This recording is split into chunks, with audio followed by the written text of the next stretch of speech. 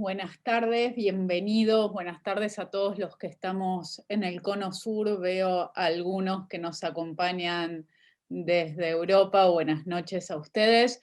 Gracias por acompañarnos en este evento del Foro Latinoamericano Buenos Aires, en el que hablaremos sobre pasos e instrumentos para ampliar una coalición política de reformas en la Argentina.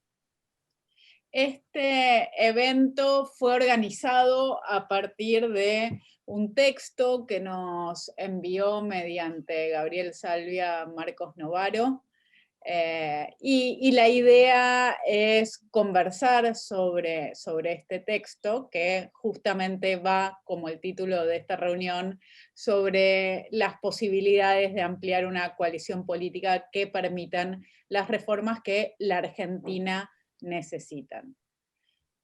Tendremos primero una presentación de sus ideas a cargo de Marcos Novaro y después una serie de comentarios que harán Liliana de Riz, Carlos Gervasoni y Norma Morandini.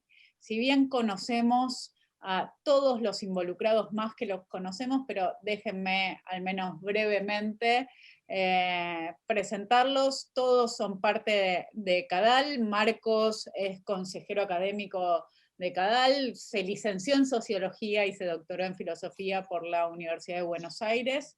Es director del programa de Historia Política del Instituto de Investigaciones Gino Germani, del Archivo de Historia Oral de la misma universidad y del Centro de Investigaciones Políticas. Es profesor titular de la materia Teoría Política Contemporánea en la carrera de Ciencia Política y columnista en TN. Ha publicado numerosos artículos en revistas especializadas y extranjeras, numerosos libros, entre los cuales, entre los más recientes, se encuentran Historias de la Argentina, 1955-2010, editado por Siglo XXI, y Dinero y Poder, la difícil relación entre empresarios y políticos en Argentina, publicado por Edasa en el 2019. Antes de que Marcos comience, y para no interrumpir con estos enormes currículums de todos los que nos acompañan hoy, voy a hacer la presentación también de quienes van a comentar, así después podemos hacer fluir la palabra.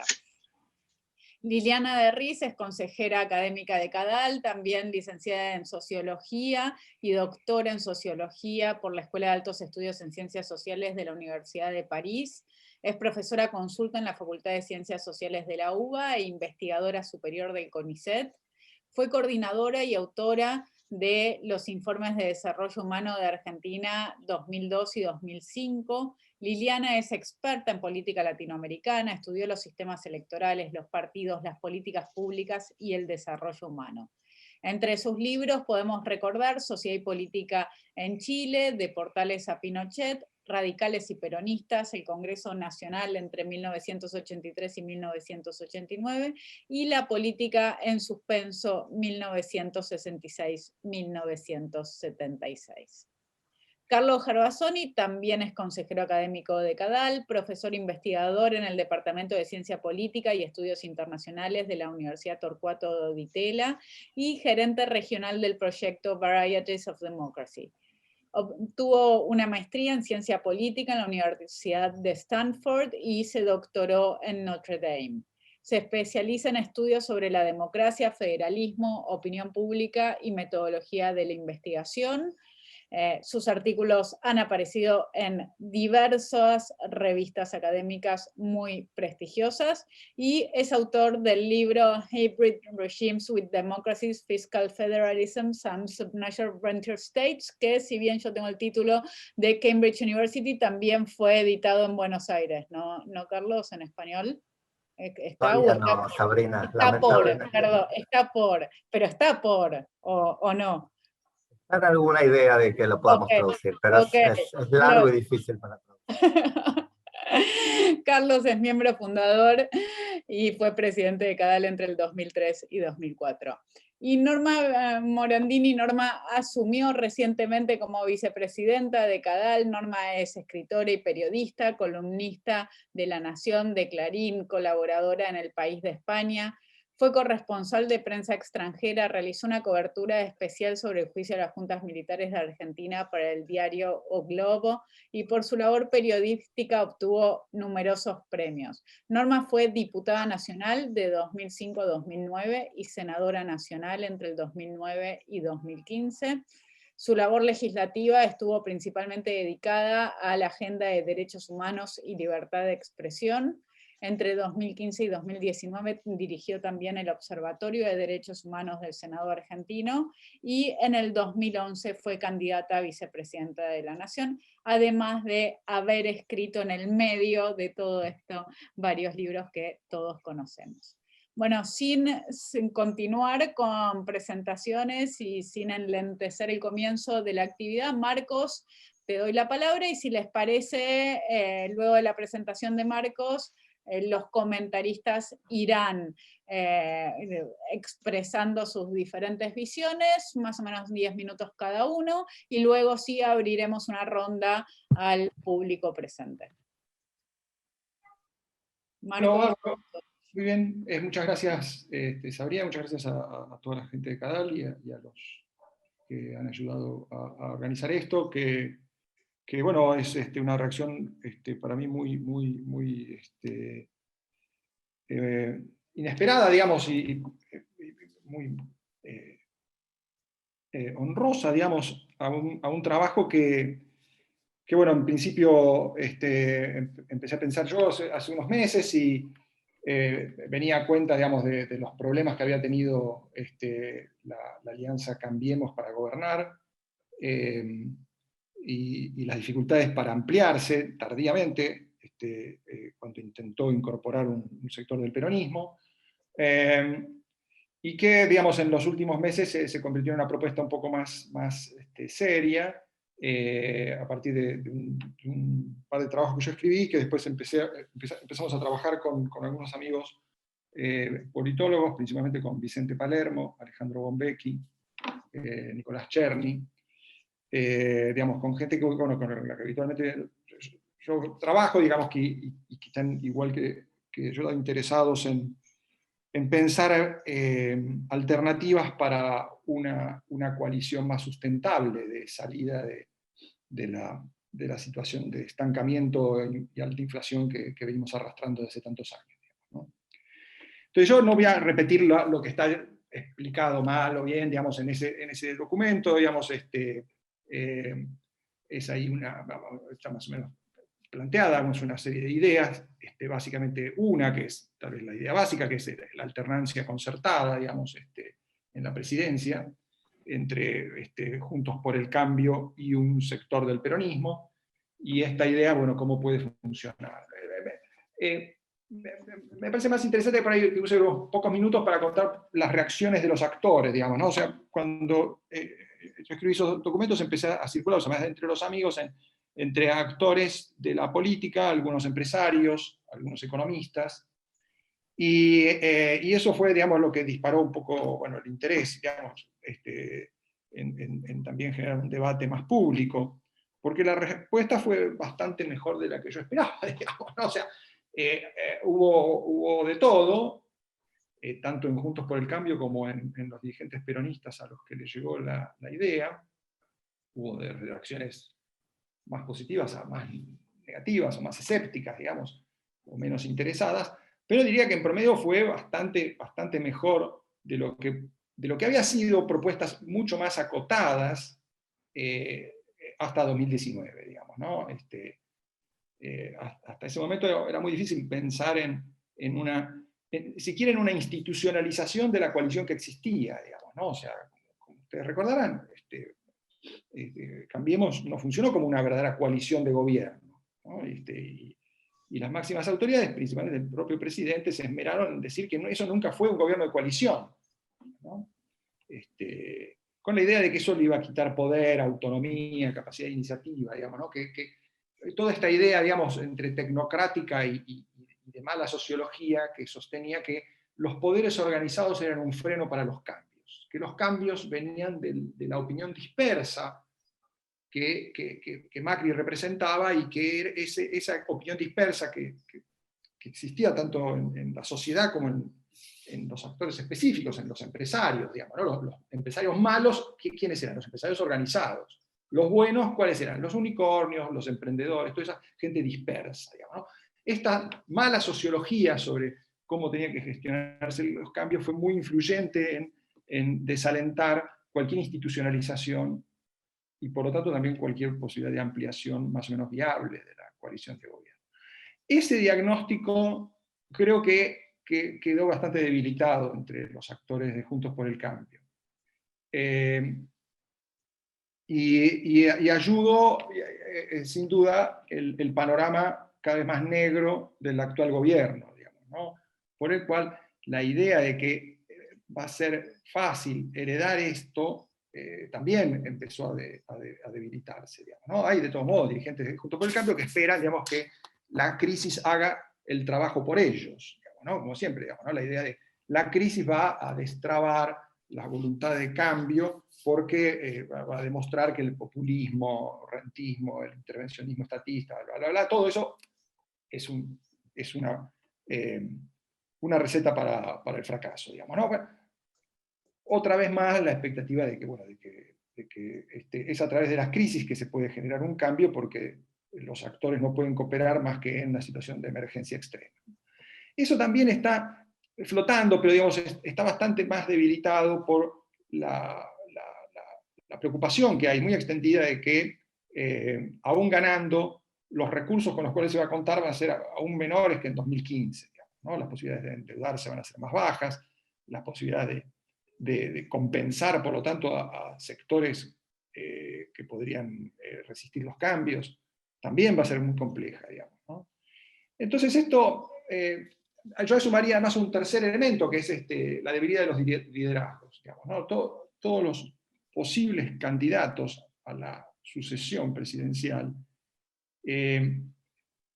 son candidatos que necesitan la colaboración de otros. Ninguno tiene gran ventaja, ni capacidades personales, ni recursos propios suficientes como para imponerse, digamos, ¿no? Entonces, ya en su propio espacio tienen que negociarlo todo, digamos.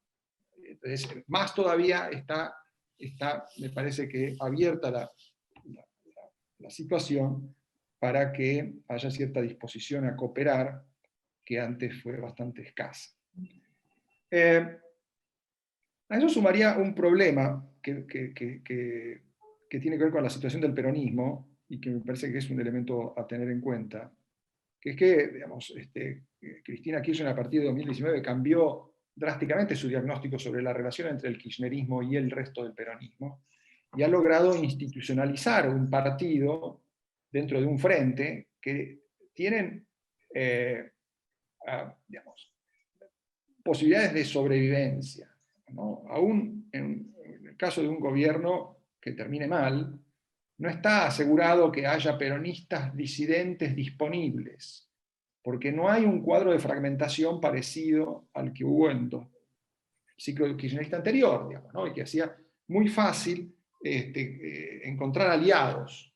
Le hacía muy fácil a los peronistas disidentes tomar el riesgo de la ruptura, como sucedió con Felipe Solá y compañía en 2008, 2009, y después sucedió con Massa, y le hacía también muy, muy fácil a los no peronistas pensar en estrategias de cooperación puntuales, episódicas con estos actores.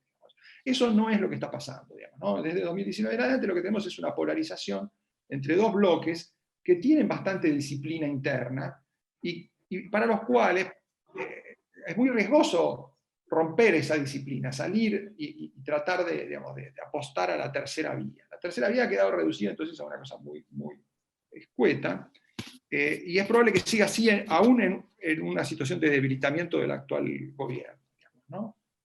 Simplemente porque los dirigentes peronistas que tienen que pagar sueldos a fin de mes van a seguir alineados con el gobierno, aún cuando estén apostando a un futuro diferente, digamos, ¿no? O sea, van a seguir en esa tesitura probablemente por bastante tiempo. Entonces, esto se suma también a los otros elementos como para hacer necesario pensar estrategias nuevas, digamos, ¿no? Estrategias que no repitan la experiencia anterior. Y entre esas posibilidades, bueno, está la discusión que se ha planteado respecto de la famosa pata peronista, que en el interín ha avanzado muy poco, ¿no? Otro de los datos importantes de los últimos 2 años es que la famosa pata peronista, tardíamente incorporada, Juntos por el Cambio, ha sido incorporada con muy pocos resultados, digamos, ¿no? O sea, lo que ha reunido Pichetto alrededor suyo es bastante poco, e incluso algunos de los actores que han sido convocados por Pichetto ya están pensando en romper con ese peronismo republicano porque ven, digamos, que ser absorbidos en Juntos por el Cambio no les depara un gran futuro. Y en cambio, tal vez sí tienen oportunidades, si se debilita el Frente de Todos, de reanimar al peronismo disidente, digamos, ¿no? Entonces ahí tenemos a Joaquín de la Torre y algunos actores de la provincia de Buenos Aires viendo a ver qué va a hacer Randazzo, qué van a hacer Labaña, qué puede pasar con Schiaretti, qué tipo de espacio de cooperación se abre en un peronismo disidente, ¿no? Ninguna de las dos opciones, de todos modos, va a tener, yo creo, mucho futuro en lo inmediato.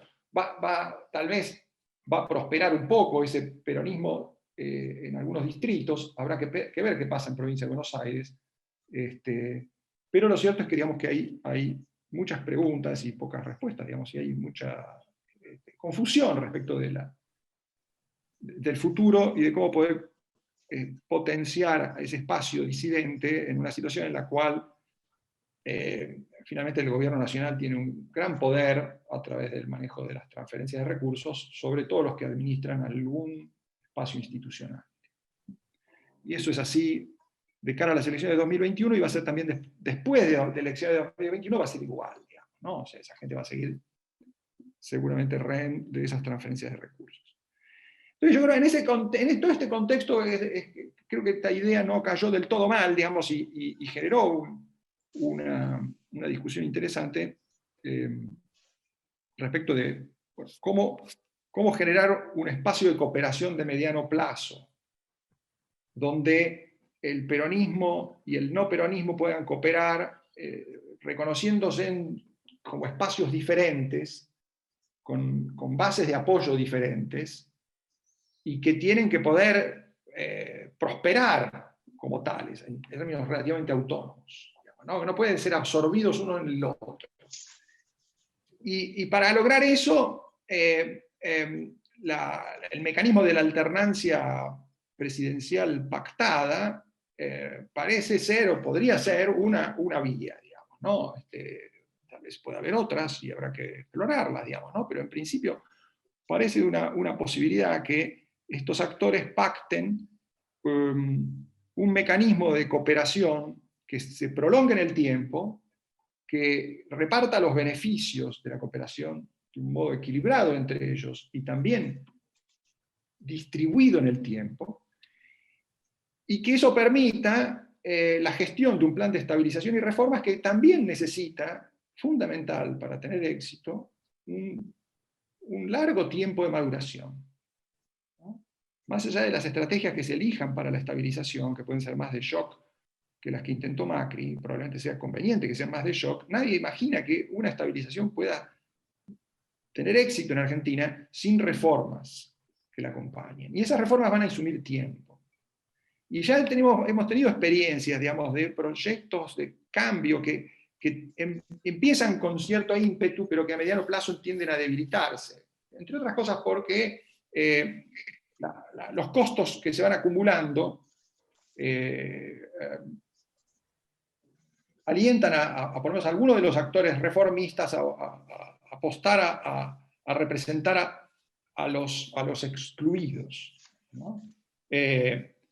Y eso lleva a una disyuntiva a la coalición reformista, que es o se vuelve conservadora y trata ella de competir por la representación de los excluidos, o empieza a correr cada vez más riesgos políticos, digamos, ¿no? Y eso fue un poco la experiencia de Menem en los 90, y en un espacio de tiempo mucho más corto fue lo que sucedió con la Alianza y después con Macri, digamos, ¿no? En tiempos mucho más cortos, porque esas coaliciones fueron mucho más débiles. Entonces, me da la impresión de que asegurar la continuidad del tiempo de la cooperación y la distribución de beneficios para los cooperantes es esencial para también darle sustentabilidad al programa de reformas. Y esa es un poco la idea, digamos, de este esquema, ¿no? O sea, emparejar una regla coalicional de cooperación entre actores diferenciados y un programa de estabilización y reformas que pueda distribuir costos y beneficios de un modo sustentable para esa coalición. Bueno, esa es un poco la idea. Además, yo no quisiera extenderme mucho más. Seguramente los comentarios van a ser más interesantes que repetir lo que ya está dicho, está escrito, y después, bueno, yo puedo ampliar algunas cosas y contar algunas cosas más sobre estas discusiones con los actores, digamos. Pero bueno, dejaría esto acá. Muchas gracias, nuevamente muy agradecido por el interés de todos y escucho los comentarios. Gracias, Marcos. Ahora vamos a escucharla entonces a Liliana. Bueno, gracias por la invitación y es una sugerencia interesantísima la de Marcos, porque lo que nos hace falta sin duda es poder debatir entre nosotros. Ahora bien, yo me pregunto, ¿cómo asegurar una cooperación? Y esta fórmula de Marcos, que nos dice con quiénes y qué reglas a propósito de un programa de reforma podríamos tener más segura una coalición que asegure tiempo, entre otras cosas, de cooperación para hacer las reformas que son necesarias de hacer.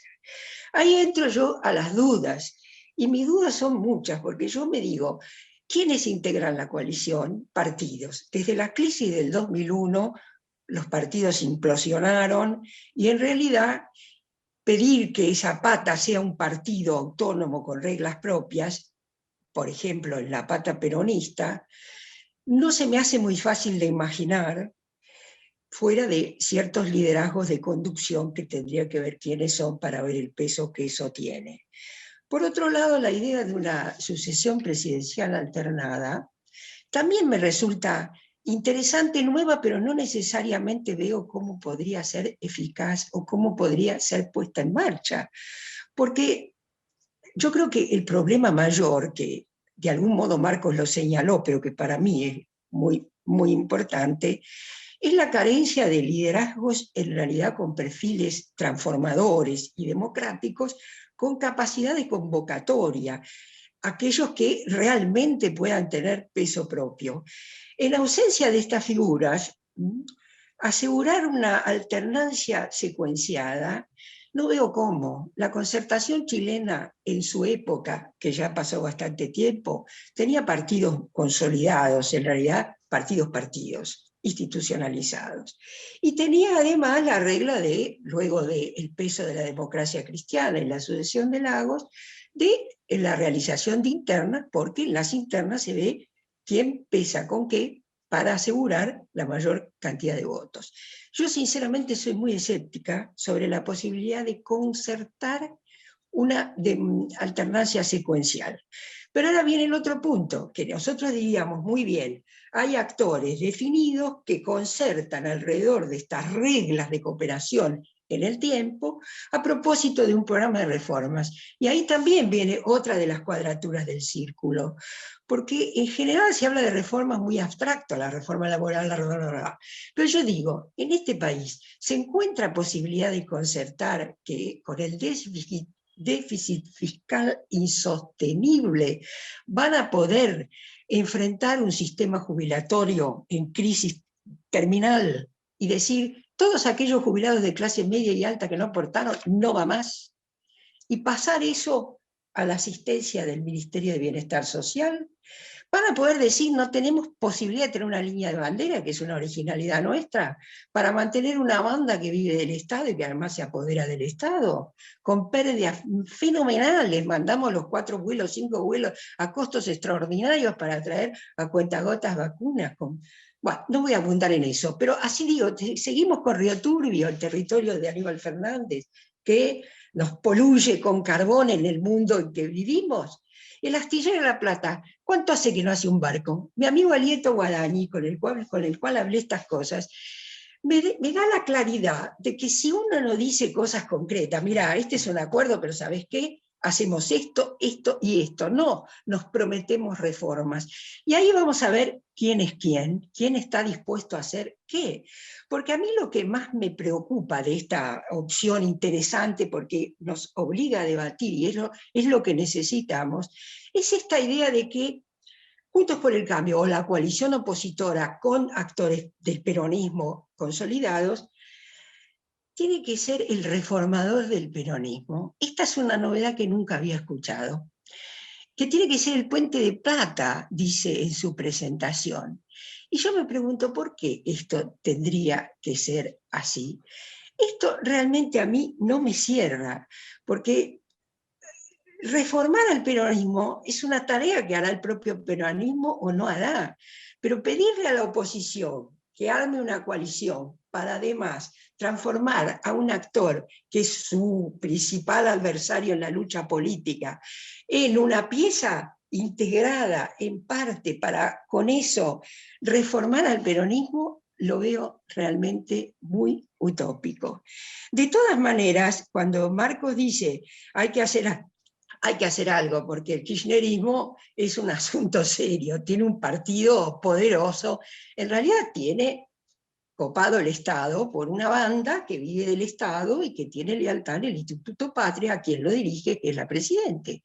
Pero acá hay muchas cosas que discutir, porque el kirchnerismo ha hecho un quiebre respecto de la tradición del peronismo desde la democracia para acá, respecto del kirchnerismo, respecto del menemismo. Entonces yo digo, frente a este kirchnerismo, que tiene a sus principales protagonistas en el banquillo de los acusados, y que no sabemos cómo va a terminar esa historia, y frente a una ciudadanía muy cansada por la gestión de una pandemia que la tiene a maltraer, entonces yo digo, ¿por qué tenemos que pensar que hay que reformar a aquellos que no van a soportar el peso de esta acción kirchnerista? Bueno, se dice, no tienen incentivos porque dependen de las dávidas que reparte el que tiene la lapicera o maneja los fondos, participados o no. Entonces, quedan en el redil. Pero no necesariamente creo que el incentivo tendría que ser otro que no, digamos, no lo veo como. Yo creo que esa vía del medio sigue ahí inquietante, en la medida en que está bastante asfixiada por la política de quien manda.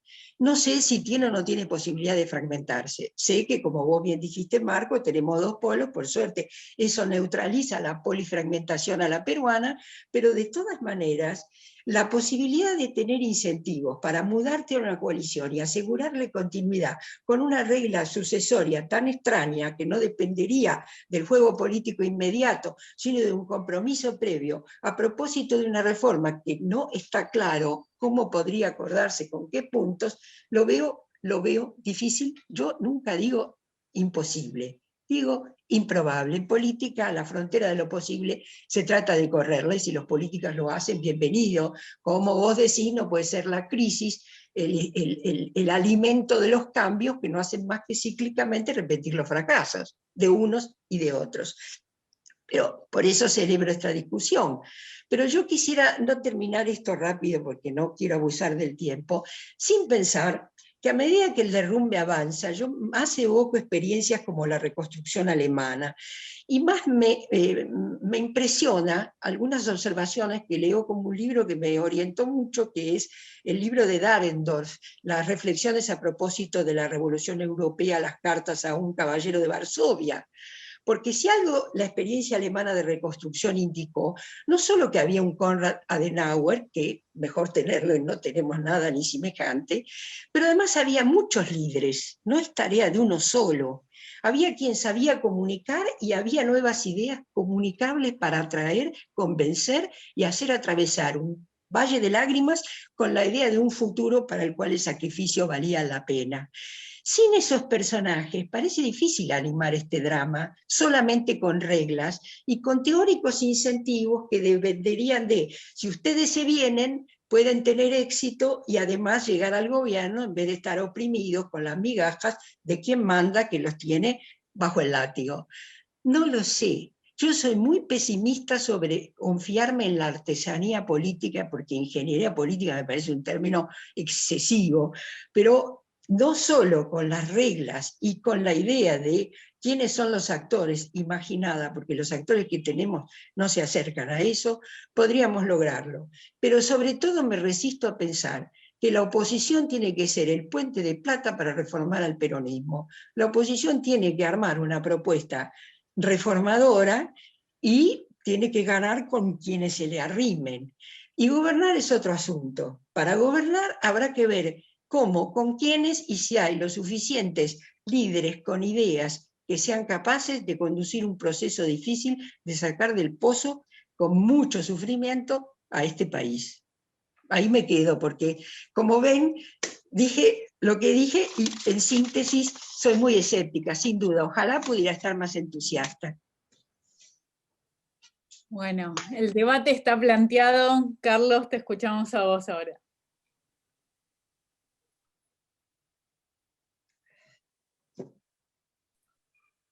¿Se me escucha bien, Sabrina? Sí.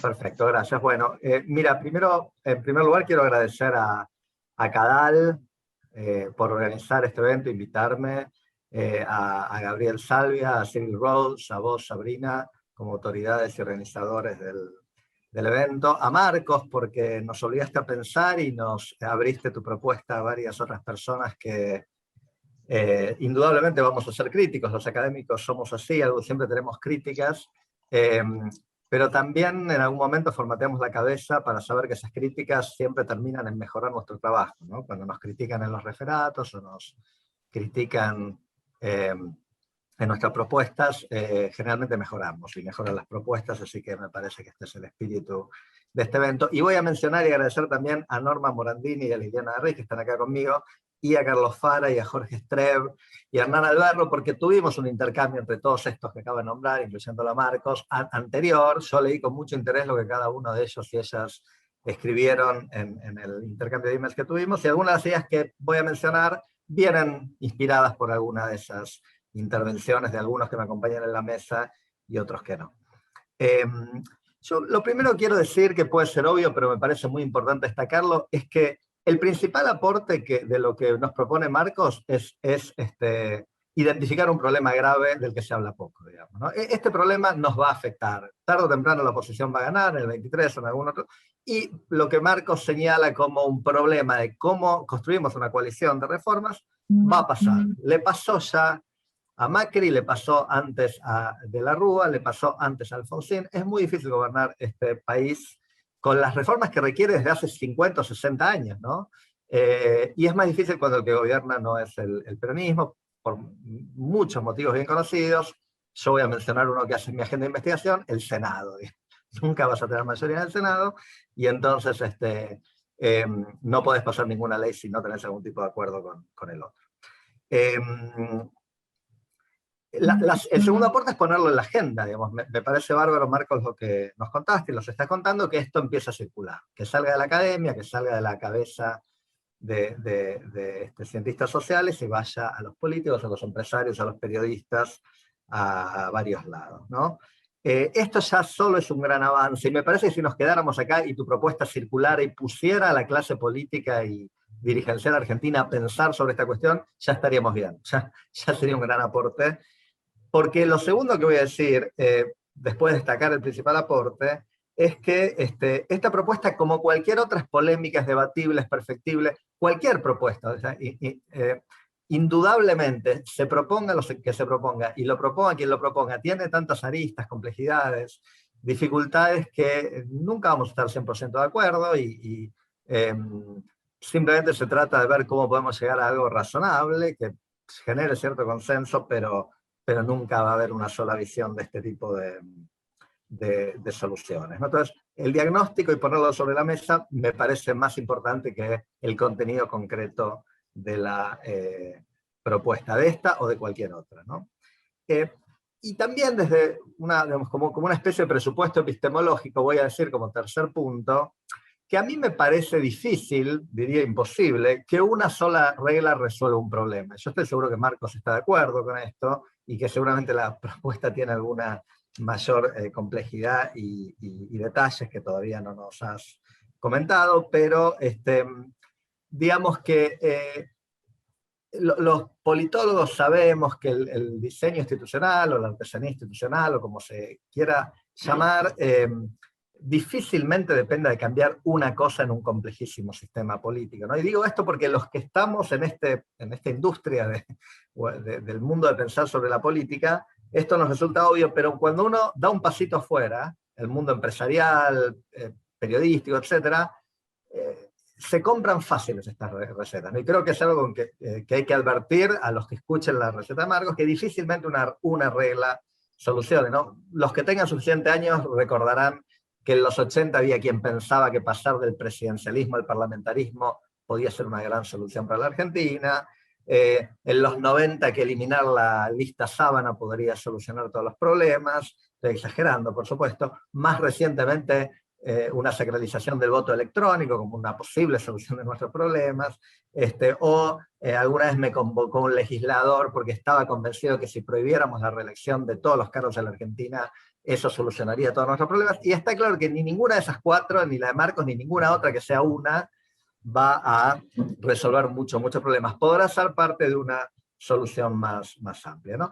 Pero ahora me concentro en la regla, porque hay una regla propuesta, después voy a quizás mencionar alguna alternativa, pero si tomo esta regla como el paso inicial o la más importante de una alternativa de diseño institucional para resolver el problema que identifica Marcos, voy a hacerle críticas y siempre en el espíritu de mejorarla y enriquecerla, porque realmente creo que este problema requiere una solución. Yo no la tengo, la verdad. Marcos propone una, y entonces vamos a ver si las críticas que propuso Liliana, las que voy a decir yo, las que eventualmente pueda tener Norma o algunos otros comentaristas, pueden enriquecer, mejorar, ayudar a perfeccionar lo que Marcos y sus colegas pensaron, ¿no? Lo primero que me parece que ya fue dicho en algún ámbito es, por supuesto, la dificultad del enforcement de esto, ¿no? ¿Cómo hacemos cumplir un pacto de estas características que implica cumplir compromisos dentro de 4 años? Cumplir compromisos hacia el futuro. Yo quiero hacer memoria a un evento que todos recordamos, que es que en el año 93, Menem y Alfonsín se pusieron de acuerdo para reformar la Constitución en un núcleo de consecuencias básicas. Fue muy bien escrito y muy como asegurado en su redacción para que no haya ambigüedades. Ese núcleo se volcó a la Constitución del 94, fue ampliamente consensual en la Argentina, se votó con muchísima mayoría en la Asamblea Constituyente y Menem intentó violarlo. ¿Está bien? En el 99 Menem intentó violarlo, consiguió con un infame juez de Córdoba, Busto Fierro, si mal no me acuerdo el apellido, dijera que sí, que tenía derecho a elegirse, digamos, interpretando de forma ridícula lo que decía la Constitución del 94, y lo que paró eso fue Duhalde y algunas cosas que hizo Duhalde, y no el acuerdo que Menem había hecho con Alfonsín, o lo que diga la Constitución. Entonces digo, yo creo que Menem es un político, o fue un político especialmente cínico en la Argentina, pero uno no puede descartar que haya otros, ¿no? Entonces, y que estén dispuestos a violar acuerdos que pusieron y firmaron con gran claridad en su momento, y los políticos saben esto. Entonces, ¿cómo se hace para que un presidente que llega al 2027 con alta popularidad cumpla con esto y que el que se supone que está esperando crea que ese presidente va a cumplir, ¿no? Y esto me parece especialmente difícil en el contexto de los partidos que mencionaba Liliana. Yo escribí hace poco un capítulo en el libro de Mainwaring sobre partidos políticos latinoamericanos, básicamente destacando que la característica central del sistema de partidos argentinos hoy es la facciosidad, el personalismo y la fragmentación territorial y desnacionalización. Es un universo de facciones y personas individuales que hasta esto se manifiesta en nuestra forma de hablar. No hablamos de Schiaretti, o de Randazzo, o de Pichetto, no hablamos de grupos políticos, no hablamos de los Tupamaros, o UDI, o algo que tenga alguna entidad institucional como partido o como línea interna de un partido, ¿no?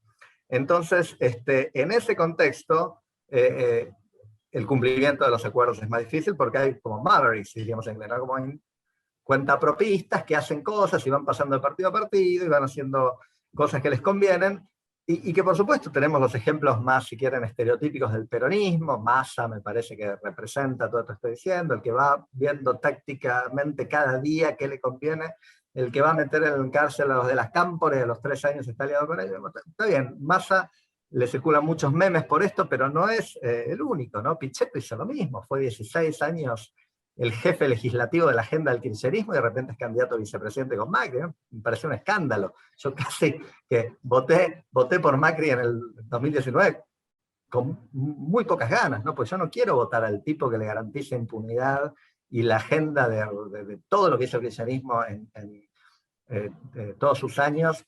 Este señor dirigió eso desde el Senado, ¿no? Entonces, yo no puedo confiar en alguien así, pero del otro lado pasa lo mismo, del lado de Cambiemos, pensemos en Cobos como vicepresidente de Cristina, en Lustó como ministro de Economía, con el INDEC ya intervenido, ¿no? O sea, es un mundo de oportunistas, políticamente. Entonces digo, eso es el dato, me parece que Cobos y Lustó y Pichetto tienen grandes cosas para aportar a la política argentina, pero es difícil creer que con ese tipo de actores y de sistema institucional que tenemos en el mundo de los partidos, esto se pueda darle algún viso de que se va a cumplir, de credibilidad. Segundo problema que le veo es que hay creo que también fue mencionado, un potencial problema con la electibilidad, ¿no? Digamos, imagínense que en el 2023 gana, voy a decir, Horacio Rodríguez Larreta, y tiene un acuerdo con algún peronista como, digamos, Randazzo, o con alguna facción del peronismo para circular. Y esa facción no ofrece a nadie interesante. Y Rodríguez Larreta tiene 78% de popularidad y garantiza su reelección, ¿no? ¿Va algún partido a sacrificar las ventajas del incumbency, digamos, en ese contexto? Bueno, el acuerdo, la regla diría que sí, la conveniencia política diría que no, inclusive hasta los que les tocaría ser presidentes, capaz que hasta no les conviene, porque a lo mejor a ellos no los eligen, pero el que están sí. Ese potencial conflicto lo veo muy difícil. Recuerden que hay bastante claridad en que el presidente en funciones tiene más chance de ser reelegido que si es reemplazado por otro candidato, ¿no? Tercera cuestión de la regla es que va a ser difícil de digerir por los otros socios. Yo estoy seguro, Marcos, que ustedes pensaron en esto, pero digamos, los que fundaron esto, los radicales, la coalición cívica, que están desde el principio y que nunca apoyaron, la mayoría de ellos, la agenda legislativa del kirchnerismo, van a decir, y ahora le vamos a dar la presidencia a estos que acaban de llegar. Entiendo que puede haber motivos para hacerlo, pero me parece que sería muy difícil venderle a los otros dos socios de Cambiemos esto cuando ya hace tiempo que vienen sacrificando su lugar encabezando la lista presidencial, y lo tendrían que volver a hacer por varias presidencias más con este acuerdo. Y quizás vinculado con esto, tal vez pareciera esto demasiado premio para una facción chica, ¿no? O sea, yo tuve esa sensación con Pichetto, como que el principal ganador de que Pichetto fuera vicepresidente fue Pichetto y nadie más, porque Pichetto no traía nada a Cambiemos, claramente no le trajo votos, trajo el enojo de mucha gente como yo, estoy seguro que no fui el único, y se llevaron la vicepresidencia. O sea, podría hoy ser el vicepresidente del país, Pichetto, si a Cambiemos le hubiera ido mejor, ¿no? Entonces, por un lado uno tiene un partido como el radicalismo que no tendría nada en este esquema, y por el otro lado uno tendría una quizás no tan grande facción del peronismo que se llevaría la presidencia dentro de 4 años. Entonces, bueno, eso creo que puede ser un problema, ¿no? Entonces, la última cosa voy a decir como potencial problema de esta regla, y para ir cerrando, es que en el 2015, cuando Cambiemos llegó al poder, y el PRO llegó al poder realmente, el PRO se dio poco, ¿no? Entonces yo estoy preguntándome en qué medida esto es algo que el propio líder de la coalición estaría de acuerdo a hacer, me refiero al partido líder, ¿no?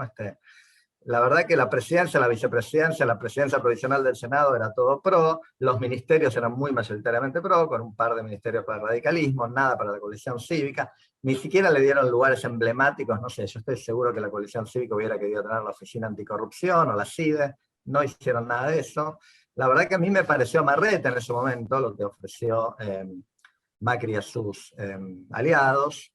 Y entonces ahora le estaríamos diciendo que le ofrezcan, pero muchísimo más que en ese momento, ¿no? Bueno, puede ser que cambien, que la experiencia del 2015 al 2019 los alienten a cambiar. Yo tengo alguna idea de alguna alternativa, pero no tengo tiempo. Voy a decir algo muy rápido para no abusar del tiempo. Me parece que en la filosofía de lo que está proponiendo Marcos uno puede proponer otras cosas, que ni siquiera digo que sean mejores, como para pensar y hacer un poquito de brainstorming, ¿no? Como quizás institucionalizar la idea que la fórmula se va a elegir por paso, ¿no? Como que va a haber paso al interior de Cambiemos y que todos van a tener chances, y el que tenga un candidato elegible va a tener la chance de competir en una paso, quizás con un vicepresidente cruzado al otro lado, ¿no? Una fórmula pro-peronismo de un lado y peronismo pro del otro, y si los radicales o la coalición cívica quieren proponer sus propias fórmulas, también puede hacerlo, como fue en alguna forma en el 2015, ¿no? Un compromiso por escrito y de alguna forma cumplible sobre distribución de cargos, más al estilo, si quieren, del presidencialismo a la brasileña, con ministerios y otros altos cargos como el PAMI o la ANSES, o empresas públicas, jefes legislativos, representación en listas legislativas, y algo similar a nivel provincial, porque la dimensión federal de todo esto es inevitable. Digamos, el segundo cargo más importante de este país no es la vicepresidencia, sino, creo yo, la gobernación de la provincia de Buenos Aires. Entonces, como algún tipo de repartija, voy a usar esa palabra poco elegante, de bastante más que la presidencia, ¿no? Y finalmente me parece que en esta cuestión de las identidades, que Marcos trata dedica bastante tiempo en su texto a la cuestión de la identidad, a mí me parece bien importante que cambiemos, como estratégicamente mantenga la identidad, como una cosa bien diferente. En esto acuerdo con lo que propone Marcos, ¿no? Porque, digamos, me parece que si se trae algo para ampliar la coalición, debería ser algo que sea coherente y consistente con una identidad que Cambiemos hace un montón que viene trabajando, ¿ven? Y que la verdad que tirarle a la basura para acercarse a algunos votantes a los que Cambiemos tiene poca llegada, me parece que sería contraproducente en el largo plazo, ¿no? Hay una identidad moderada, centrista, yo la llamaría moderada inclusive en estilo, liberal republicana, capitalista competitiva, con sensibilidad social y abierta a la globalización y el cosmopolitismo. Todo esto es el antiperonismo, digamos. Históricamente el peronismo es casi todo lo contrario de lo que acabo de decir. Entonces, tendría que haber algún tipo digamos, estándares de ingreso a esto que no desperfilen, como ellos mismos dicen en Cambiemos, a la coalición. Y esto puede implicar, me parece a mí, como han hecho grandes líderes en la historia, que hay que esperar, ¿no? Que a veces hay que esperar, como Macri esperó mucho tiempo para ser presidente, como Lula esperó mucho tiempo, y a veces las cosas llegan después de lo que uno desearía, y es mejor mantener una identidad y una línea, pero llegar en mejores condiciones que hacer algún tipo de alianza complicada. Ciertamente es lo que hicieron en el 2015 cuando no aceptaron aliarse con Massa, ¿no? Y esto podría implicar esperar un colapso. Yo, digamos, capaz que estoy terminando mi exposición en una nota muy pesimista, pero a mí me parece esencialmente inevitable un colapso de la economía argentina y quizás de la política también en los próximos 2 años. Hay cosas que pasan, como la soja 620, que ayudan un montón, pero puede estar a 180 el año que viene, nadie sabe estas cosas, ¿no? Y entonces, evidentemente los colapsos ayudan en algún sentido a construir coaliciones y políticas públicas de recuperación, como le pasó a Menem en el 89-91 y a Kirchner en el 2003-2004, pero en ese caso yo creo que lo que tendríamos que tener es las dos cosas, ¿no? O sea, si eso ocurre, la ayuda paradójica, voy a decir, de una crisis que le dé mayor poder y gobernabilidad a un presidente de la oposición, y un presidente de la oposición que no se confíe solamente en eso, ¿no? Que entienda que con crisis, sin crisis o como corresponda, el diagnóstico central que lo lleva Marcos a proponer esto va a seguir estando, y los problemas de gobernabilidad para una coalición opositora van a ser enormes en cualquier contexto, ¿no? Bueno, muchas gracias y perdón que me pasé unos minutitos. Gracias. Muchas gracias a vos, Carlos, y le paso la palabra a Norma ahora. Bueno, buenas tardes. Ya empezando con ese suspiro, estoy diciendo todo, la verdad. Tengo que agradecer que estemos debatiendo y además que Marcos de alguna manera haya movido lo que parecían aguas quietas o por lo menos el escepticismo personal que cada uno carga y que nos obligas a por lo menos decir, ponerlo en juego. Yo pensé mucho en aceptar, porque la verdad que es inevitable que yo hable, que haya un trasfondo personal en mis reflexiones, porque yo he sido hija de la crisis del año del 2001, con vocación pública, fue la crisis del 2001 que me hizo vencer todos los prejuicios de por qué ir a la política, y bueno, de alguna manera queda sintetizado en esto de Cicerón. Los senadores son personas muy buenas, pero el Senado mala bestia. De modo que le he visto la cara a la bestia, y a fuerza de que tanto tiempo se me ha descalificado por principista, por utópica, es decir, voy a seguir insistiendo en lo que a mí me parece que es nuestro gran drama, que es nuestra cultura política. Y ahí lo que decía Liliana, yo pienso tanto en el proceso de los alemanes, como en los años 60, todo un movimiento de intelectuales con Günter Graff y todo lo que significó, toda esa dinámica de la sociedad que nosotros estamos como metidos siempre en el análisis electoral, y cuando llegan las elecciones, aún los mejores entran en este juego de las candidaturas, y me pregunto de qué manera nosotros podemos contribuir a lo que nos pasa para que alguien pueda decir las cosas que dice Zanini y que no tenga que a nadie le dé vergüenza que diga lo que diga. Ayer pasé por el túnel de Belgrano, perdonen que ponga la anécdota, pero estoy saliendo de mi encierro y estoy mirando con perplejidad la falta de helechos en el túnel, y un cartel en rosa escrito por Emilio Monzó que dice: el camino es el diálogo.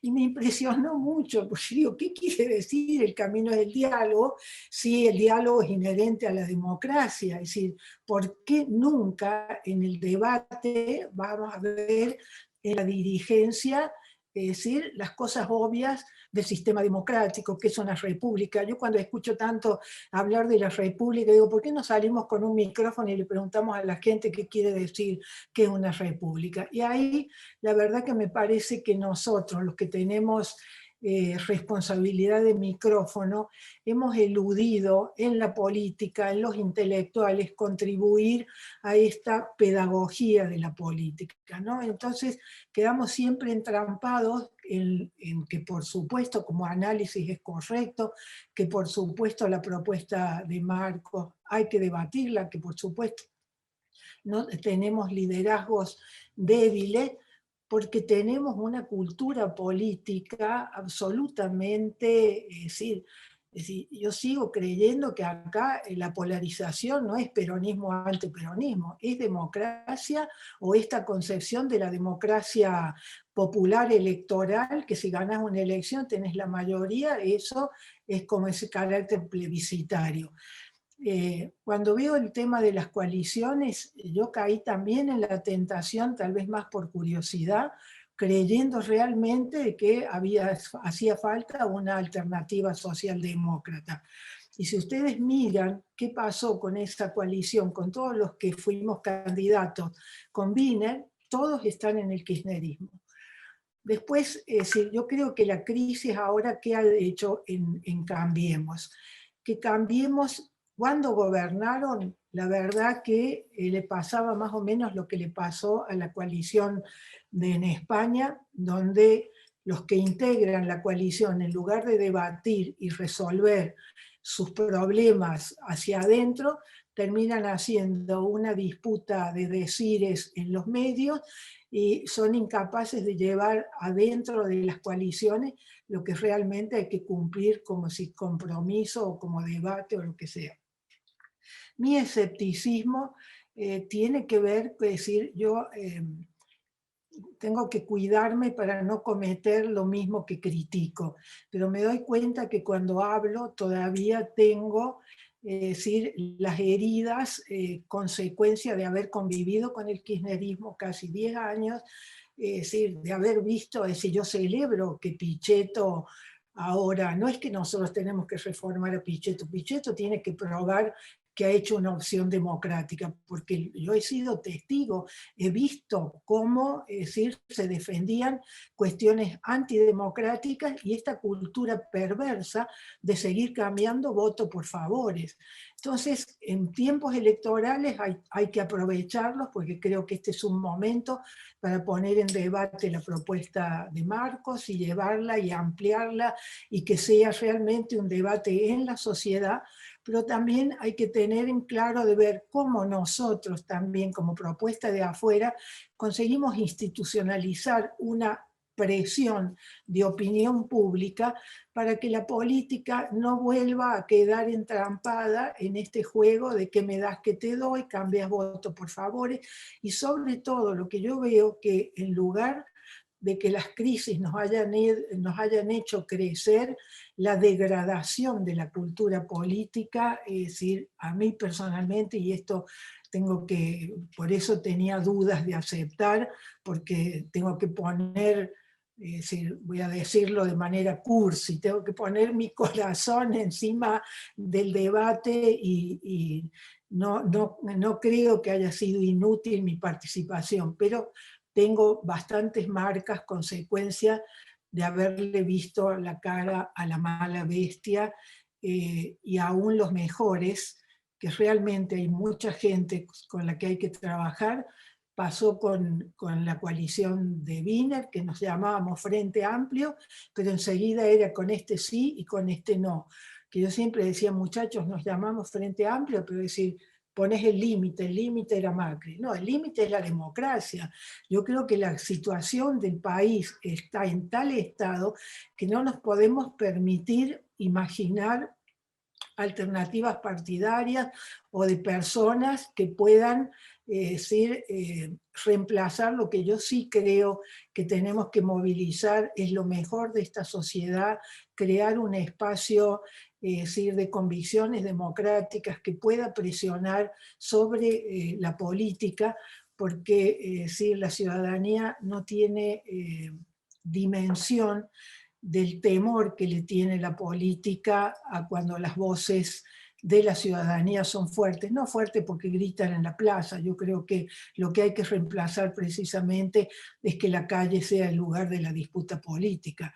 Me pregunto, en la propuesta de Marcos, ¿cómo podemos crear nosotros esto? Vuelvo al ejemplo de si yo ahora estoy en otro trabajo, no tengo tiempo, pero me gustaría mucho como aporte ver si lo que pasó en Alemania, porque es muy semejante el proceso con este pasado que no pasa, con este pasado que está tergiversado, que en lugar de que nos vayamos, en la medida que nos vamos alejando del tiempo del terror, que aparecieran los debates que tuvo Alemania sobre responsabilidades, es decir, ya no digo de culpas para andar haciendo meas culpas, pero bueno, en la medida que no tengamos clara cuál ha sido la responsabilidad que tenemos todos para este cuesta abajo en la rodada, y vale para los empresarios, y vale para los periodistas, y vale para la política, es decir, esta es donde yo me siento más cómoda para poder aportar, porque realmente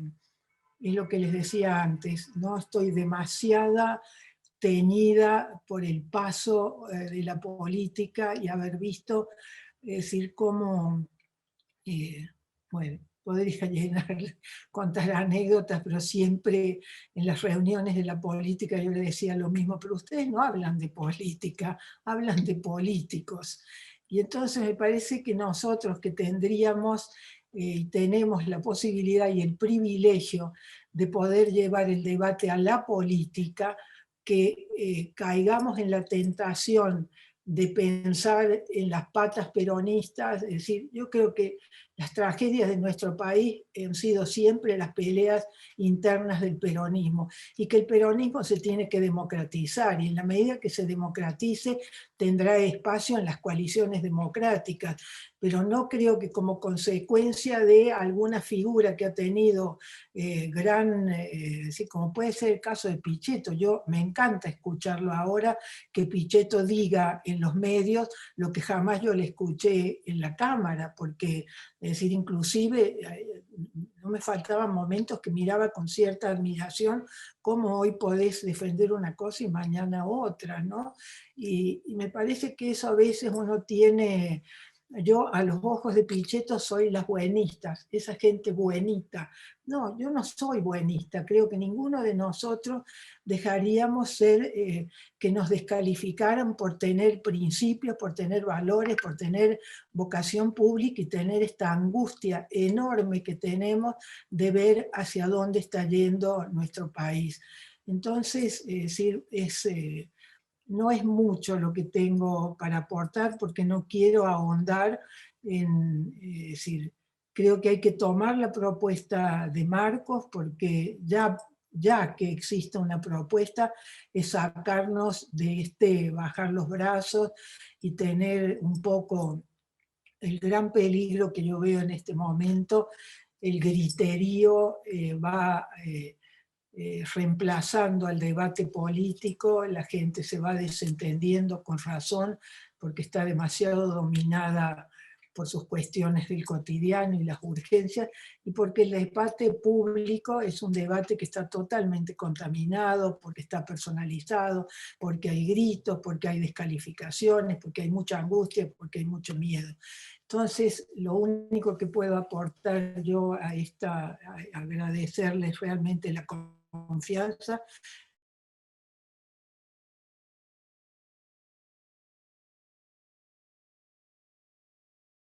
Se cortó. Me parece que sí, justo ahí, sí. se te cortaron los últimos 5 segundos, Norma, pero me parece que la idea quedó. Está dicho. Muchísimas gracias.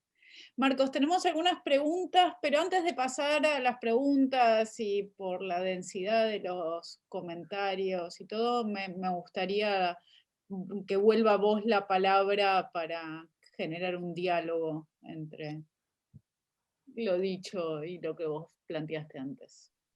Sí, no, fueron muy interesantes todos los comentarios y quisiera unos minutitos dedicarle voy a tratar de ser ordenado y rápido, así, porque está todos muy bien, digamos, ¿no? muy pertinentes todos los comentarios. Sobre el primero diría, bueno, es el último con el que cierra Norma, digamos, hay un problema de resignación, de falta de horizontes, digamos, ¿no? O sea, nadie tiene demasiada expectativa de que, porque siga el curso actual de los acontecimientos,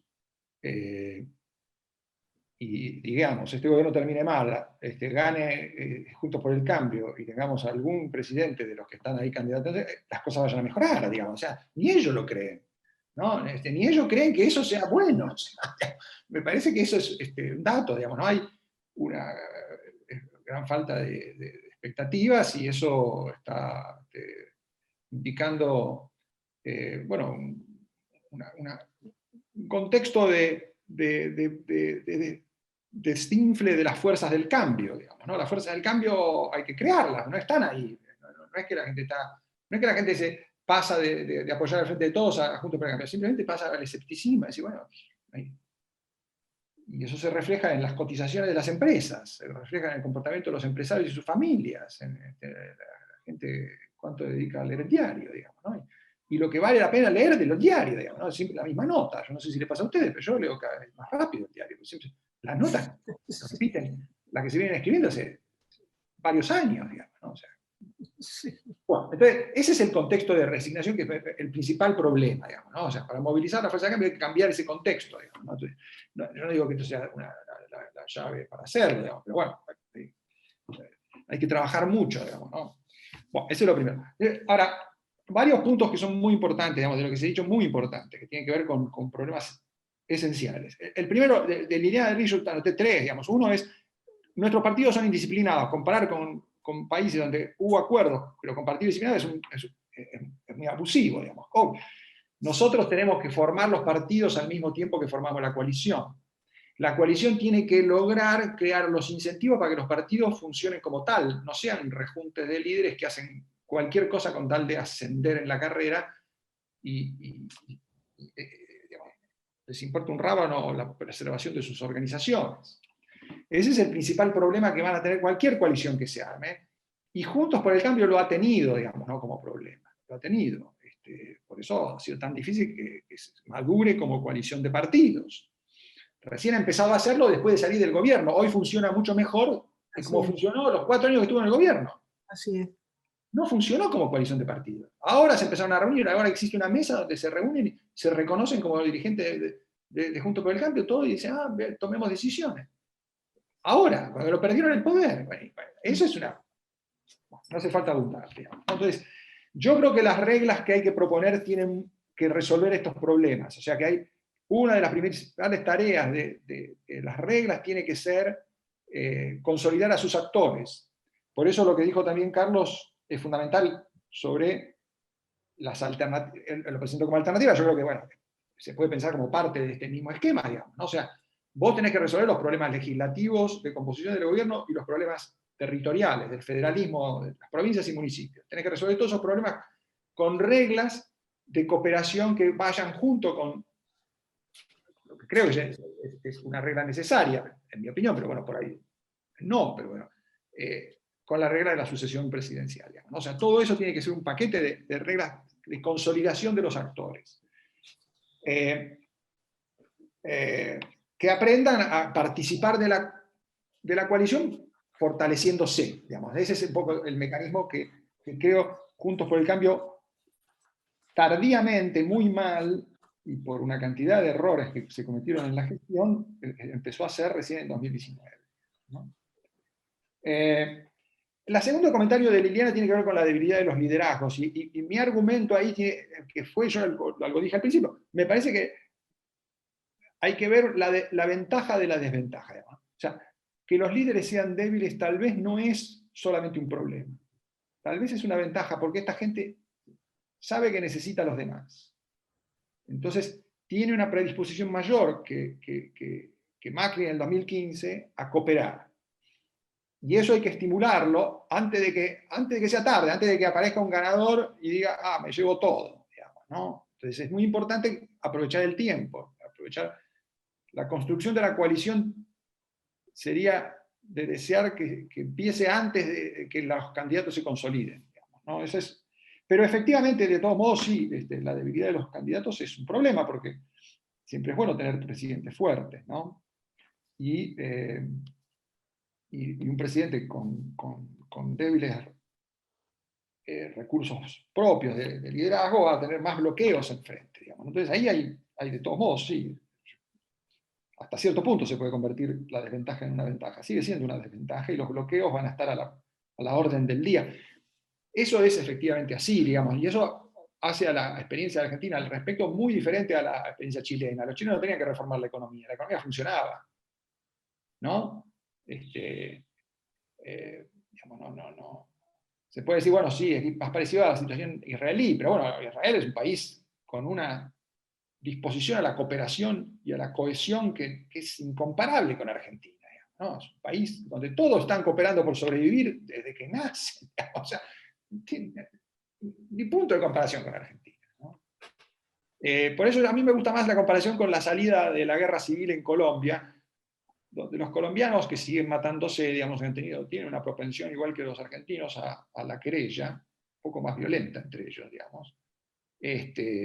Ahí somos un poco menos malos, digamos, ¿no? Pero de todos modos, encontraron una fórmula para salir de la guerra civil y para romper la tentación de los partidos moderados de radicalizarse, principalmente de los liberales, ¿no? Que habían nutrido la guerrilla, digamos. Eso me parece una experiencia que hay mucho para aprender. Mucho para aprender. Ellos lo hicieron con una reforma constitucional. Creo que en Argentina se puede hacer la reforma constitucional dentro de un tiempo, después de que esto funcione, para dejar de votar cada 2 años, para hacer un montón de cosas que, digamos, pero no es necesaria una reforma constitucional para empezar. se puede hacer un pacto de gobernabilidad inicial, ¿no? Y la tercera cuestión delineada tiene que ver con lo del puente de plata a los peronistas.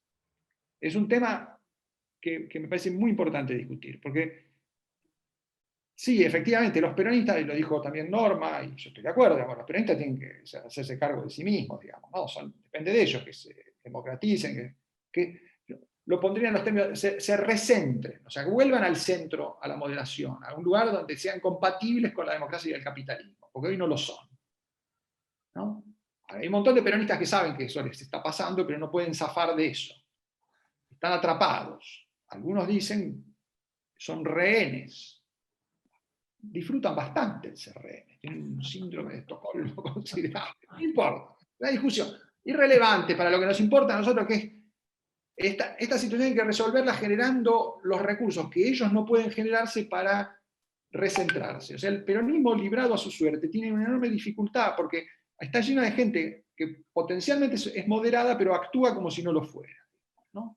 Entonces hay que crear recursos, incentivos, yo lo llamo puentes de plata, para que hagan algo más acorde a su naturaleza, ¿no? O sea, esa es la tarea del no peronismo, digamos. Eso lo planteo yo como una obligación de los no peronistas, porque los no peronistas sí tienen capacidad de coordinarse para dar el puntapié inicial, para empezar esto, digamos, ¿no?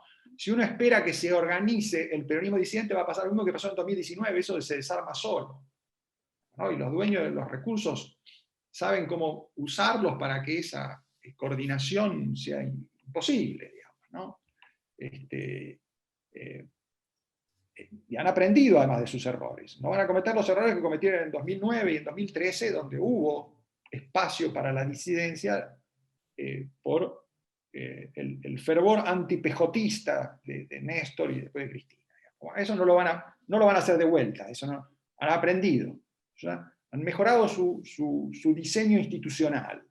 Entonces, la moderación, la democracia y el capitalismo tienen que, además de tener buenas ideas, tienen que tener mejores reglas. Hay que aprender de lo que aprendió Cristina. Cristina aprendió de sus errores. Y ha generado un mecanismo institucional mucho más potente. Competir con eso es más difícil que competirle al kirchnerismo que se peleaba todo el tiempo con el PJ. Bueno, eso me parece que tiene que ver con este punto sobre los puentes de plata y las responsabilidades de cada quien. Se trabaja con los actores que hay, ¿no? Uno no puede inventar actores, se trabaja con los actores que hay. Ahora, de lo que se trata es de crear los incentivos para que esos actores se comporten del modo en que pueden comportarse siendo lo que son. Uno no va a reformar a los gobernadores peronistas. Son lo que son. Ahora, uno puede crear incentivos para que se comporten mejor de lo que lo hacen, acorde a su naturaleza. Ese es un poco. Yo con respecto a los puntos de Carlos, bueno, algunos ya comenté, porque tiene que ver con algo que él dijo sobre alternativas y sobre complementos. Digo un par de cosas rápidas, me estoy extendiendo demasiado. Digo un par de cosas rápidas. Uno tiene que ver con esto de los demás actores de Juntos por el Cambio, que se verían perjudicados, y el sobrepremio, el exceso de incentivo que vos le estás dando a un actor que en realidad es raquítico inicialmente, que son estos peronistas moderados, que más raquíticos, son casi inexistentes. ¿Dónde están? Digamos, no le vas a dar un enorme premio a alguien que no existe, y a los que existen los vas a relegar. Bueno, en términos de justicia distributiva, claramente sí, ahí hay un problema, digamos, ¿no? O sea, que claramente es un problema, hay que ver cómo se administra eso. Las compensaciones legislativas, gobernativas y territoriales son fundamentales para administrar eso. De todos modos, hay un problema de partida, que es radicales y ARI, coalición SIGA, tienen que optar entre ser cabeza de ratón o cola de león, digamos, ¿no? Y eso es una opción que supone decisiones estratégicas. En las conversaciones que he tenido yo, he encontrado menos problemas de los que yo me imaginaba, digamos, ¿no? O sea, tal vez porque hablé con radicales y lilitos que son bastante razonables. Hay otros que no son tan razonables. Pero de todos modos, sí, la cuestión ahí tiene que ver con compensaciones. Y las compensaciones tienen que estar son extremadamente complejas y tienen que estar regladas y ajustadas a una heterogeneidad territorial y de las propias estructuras de los partidos que es enormemente compleja. Entonces ahí hay muchísimo para hacer, muy, muy complicado, y tiene que ver con una tarea de construcción institucional, no tiene que ver con algo que uno diseña en el laboratorio, digamos, no, qué sé yo, no, eso hay que ir municipio por municipio del país a pensar cómo se hace esto, digamos, ¿no? Es dificilísimo. Ahora, una cosa sobre la regla base, la regla de la sucesión presidencial, que uno podría decir, bueno, si todo lo demás existe, en realidad, ¿para qué haces ese enorme sacrificio para un gobierno de renunciar a la reelección? Si vos después podés armar todo lo demás, no necesitas esta regla. Bueno, justamente, la única forma de que vos puedas empezar a hacer todo ese trabajo es que vos tengas esta primera regla, que es la que te da el horizonte de tiempo y la confianza que vos necesitas como punto de partida para empezar el trabajo, para empezar a recentrar al peronismo, consolidar a tus propios actores, convertir esto en coalición de partidos y tener un programa de reformas sensato y viable, y que sea creíble, con toda la secuencia de medidas que vos vas a poder tomar a medida de que tengas los recursos para pagar compensaciones, para soportar los chubascos y vencer los bloqueos. Todo eso es imposible si vos no tenés una piedra basal, un punto de partida. Y yo insisto en que ese punto de partida sea primero porque no se me ocurre otro, y segundo porque funciona como el mecanismo básico de generación de confianza. Es el primer motor de la generación de confianza. Carlos lo puso en términos que me parece que es bien preciso como lo marcó, digamos, ¿no? Si un presidente va a tener éxito, va a querer ser reelecto. Entonces vos estás armando una coalición que se supone que va a tener éxito, bueno, ese tipo va a tener una popularidad enorme. ¿Cómo vas a sacrificar eso? Justamente ahí está el problema.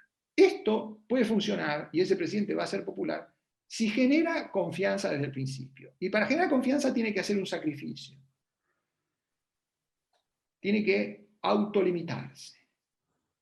Cuando se autolimite, en vez de ser más impotente, va a ser mucho más poderoso. Si renuncia a su reelección, va a tener un lugar de poder que, aspirando a la reelección, no podría soñar en tener. Esa es la lógica con la que puede funcionar este mecanismo de generación de confianza. No digo que sea el único, pero es el modo en que se produce la confianza, una regla de autotamiento. Yo uso en las discusiones con los más renuentes de mis interlocutores políticos, uso el ejemplo de la convertibilidad. La convertibilidad es una regla parecida a esta, en términos de autoatamiento. Vos te limitás de un instrumento que es fundamental para la administración de la política económica, que es la devaluación, la emisión, te renunciás a un montón de cosas. Ahora, cuando haces eso, no es que te volvés impotente, al contrario, un Estado impotente se vuelve un actor capaz de controlar la economía, a través del autoatamiento. Entonces, la renuncia a la reelección funciona de la misma manera. Genera un horizonte de cooperación y un compromiso de que yo voy a pagar esa cooperación, seguro, porque me incinero si violo este pacto. Y este pacto tiene un carácter sagrado para la coalición equivalente a lo que es el pacto de la Constitución para los ciudadanos. Entonces, quien lo rompe, rompe la convivencia y se destruye la convivencia. Entonces, la cooperación y la capacidad de gobierno se sostiene en respetar ese pacto. Obviamente que siempre es posible que todo eso estalle por el aire, digamos, ¿no? Entonces los problemas de efectividad, sí, los problemas de efectividad se van a ver sobre la práctica. Yo estoy de acuerdo, Carlos, no hay forma de que eso, digamos, o sea, uno lo que puede hacer es agregarle una cantidad de otros recursos, como sucedió con el programa de la convertibilidad. Vos le agregás un montón de otros recursos que vuelven innecesario más bien, como debió funcionar el programa de la competitividad, que vuelve innecesario en algún momento el compromiso de la sucesión pactada. Pero mientras eso no exista, y vos tengas la posibilidad de la reversión, es decir, la posibilidad de que hay traición, y los traidores ganan. Y entonces, en esa perspectiva, te pasa lo que le pasó a Macri en agosto del 19. Vuela por el aire la confianza. Como esa posibilidad existe, porque vos no tenés a Pinochet enfrente, no tenés a la guerrilla colombiana, lo que tenés es a tipos que compiten en las elecciones. Entonces, la posibilidad de la traición existe y va a seguir existiendo. Entonces vos tenés que tener un compromiso que evite la traición. Ese compromiso tiene que ser muy fuerte, no puede ser repartimos el gabinete, o pongo a un amigo tuyo de vicepresidente, o me reparto las provincias. Tiene que ser mucho más fuerte que eso, para que la traición no pague, no sea rentable. Y yo creo que eso, además, vuelve al punto, y termino con esto, vuelve al punto de Norma, que me pareció fundamental también el tema de la cultura política. Vos tenés que generar confianza, que es un bien muy escaso en la política argentina, porque nuestra cultura política se alimenta de la desconfianza y la reproduce. ¿Cómo hacer para generar confianza? Bueno, todas las invocaciones de tipo cultural, ideológico, son estériles. Vos podés dar todas las batallas culturales que quieras, pero digamos, eso es en términos prácticos, muy poco productivo. Lo único que podés hacer vos es cambiar los incentivos a los actores a los que vos les desconfías. Vos vas a desconfiar de todos estos socios tuyos, pero por eso necesitas reglas muy exigentes, ¿no? Vuelvo al ejemplo de la convertibilidad. Como vos sos muy desconfiable, necesitas autoatamiento. Necesitas una regla muy exigente. Esa es la lógica del mecanismo. O sea, eso no te da garantía de que funcione, ¿no? Para nada. Digo solamente que te evita una enorme tarea de producir confianza con mecanismos que te van a consumir muchísimo tiempo. Lo podés producir con una especie de muleta, ¿no? De instrumento ad hoc que te genera un efecto de confianza. Y después, con el tiempo, sí, la gente se volverá menos especuladora y traidora en la política argentina, qué sé yo, alguna vez, ¿no? Bueno, yo les vuelvo a agradecer y lamento haberme extendido tanto. Mil disculpas. Termino acá. Me callo. Gracias, Marcos. Tenemos algunas preguntas, si te parece voy a unir todas las preguntas, así podemos conversar y también volver a darle la posibilidad a Liliana, a Carlos y a Norma, si quieren decir algo más. Yo quiero acotar una cosa bastante breve. La verdad es que celebro y envidio tu optimismo, porque me parece que un ejercicio como este solamente se puede hacer creyendo que la Argentina puede cambiar fuertemente y dejar de estar en la crisis que está y en la crisis a la que llegó después de décadas que nos trajeron hasta acá.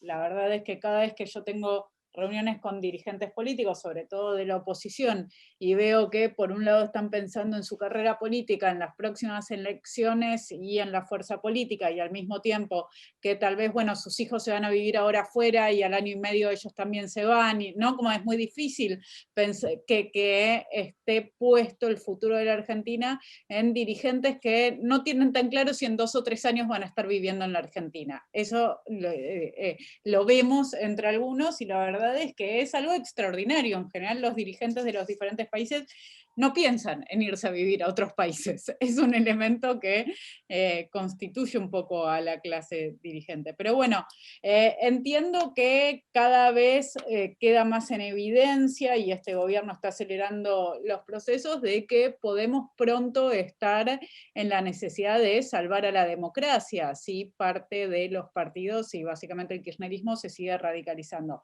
En ese sentido, sí, en un mundo ideal a mí me encantaría que el oficialismo y la oposición, a mí me encantaría un oficialismo y una oposición en donde de un lado esté un peronismo ocupando uno u otro lugar, pero que juegue con reglas de juego modernas, contemporáneas, dentro de la democracia, dentro del capitalismo, y lo que hoy expresa Juntos por el Cambio. hay un lugar en donde tu propuesta a mí, desde que la leí, me despierta un temor, que es estos acuerdos de la élite, de no constituir nosotros un monstruo tipo el PRI, ¿no? De no constituir nosotros un gran acuerdo de gobernabilidad en donde la democracia pasa a ser algo menor, porque en realidad lo que importa es que hay un acuerdo entre las élites que terminan repartiéndose el manejo del poder por periodos diferentes. En este sentido, a mí lo que se me ocurre, y sí tengo en la cabeza, es, bueno, ¿hasta dónde hace falta una gran coalición que los tenga todos adentro? O tal vez es necesario conseguir el número suficiente para ganar, que sabemos que no es el número suficiente para reformar, ¿no? Entonces, a ver, yo estoy de acuerdo con lo que vos decís. Me despierta un poco de dudas esta afirmación que vos hiciste recién de que un presidente va a ser más fuerte por no tener asegurada su reelección. No digo que no sea así, digo, también puede hacerlo más débil, también puede ser lo contrario. Pienso, por ejemplo, en lo que le pasa al presidente después de su última elección, ¿no? Digo, el que es reelegido al día siguiente que es reelegido, empieza cada día de su mandato a tener un poquito más de poder porque se sabe que no va a seguir teniendo la batuta más adelante. Entonces, me pregunto si hace a un presidente más fuerte o más débil. Pero básicamente mi punto es, nosotros, esta sería básicamente una forma de evitar que el kirchnerismo más radicalizado en su versión más antidemocrática termine de arruinar las instituciones republicanas y las libertades individuales en la Argentina. Entiendo eso. Bien, pero por otro lado, y acá siguiendo un poco lo que decía Liliana, digo, ¿estamos tan seguros que en este en esta gran unión que podemos proponer, hay consenso sobre qué reformar? Si nos sentamos y hablamos de la reforma laboral, previsional, judicial, lo que sea que queremos, porque entendemos que hay muchísimas cosas para... ¿Creemos que vamos a llegar a acuerdos? O digo, simplemente porque hay una distribución más equitativa del poder, no hay en el fondo diferentes modelos de lo que se pretende que la Argentina sea, más allá, digo, del kirchnerismo, dentro del peronismo también. Esto es todo tan solucionable con un pacto de elites, un pacto de dirigencia. Tengo esa pregunta. Pero bueno, me gustaría unirlas, como te dije antes, a las que están mencionando, están en el chat, todos los podemos ver, las voy a leer rápidamente. Andrés Moncayo dice, la propuesta suena muy interesante, supongamos que se avanza en esa coalición. A medida que un programa de reformas y estabilización avance, se generarían nuevos costos y problemas. En ese contexto, ¿qué mecanismo se usaría para evitar que la fuerza que no lidere o presida la coalición gobernante no haga acuerdos con la oposición para transformarse en árbitro del proceso y condicionar la cooperación? Jorge Strepp dice, en la línea de lo que planteó Liliana de Riz, más allá de otros detalles, puede ser clave si se puede coincidir en un programa de reformas concretas. Algo donde pueda coincidir una coalición amplia sobre cambios que serían mejor para todos, como sucedió en su momento en el siglo XIX entre Buenos Aires e Interior. Esto aplica a pensar en qué reformas se pueden hacer y cómo hacer para distribuir los beneficios en la sociedad argentina para que no haya actores de bloqueo. Néstor Sibona, agrego, Marcos, perdón, ¿a qué dirigentes perciben hoy con vocación de liderazgo para no repetir lo mismo que en el pasado? Y por último, Fernando Ruiz dice, sumaría dentro de las reglas o pasos de la construcción de una ingeniería política para la coalición, la necesidad de una revisión profunda de lo que hizo Cambiemos, lo que salió bien y lo que salió mal en el gobierno. Sin eso es posible que vuelva Cambiemos con ideas no evolucionadas, con clichés ideológicos que le sacará eficacia. Todo eso nos llevará a una nueva frustración.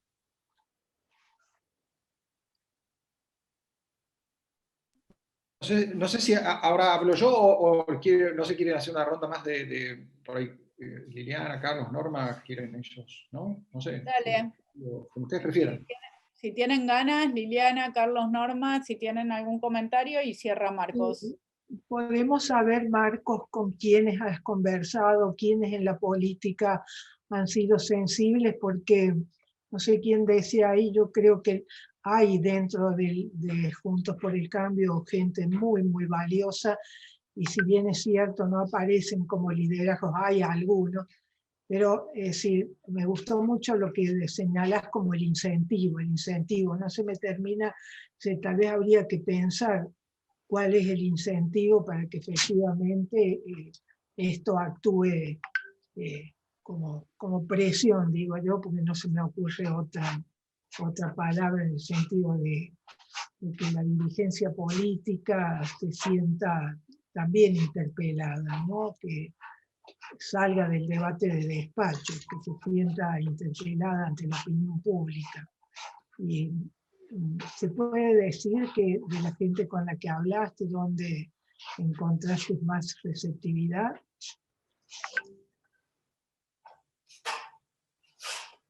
Digo un par de cosas.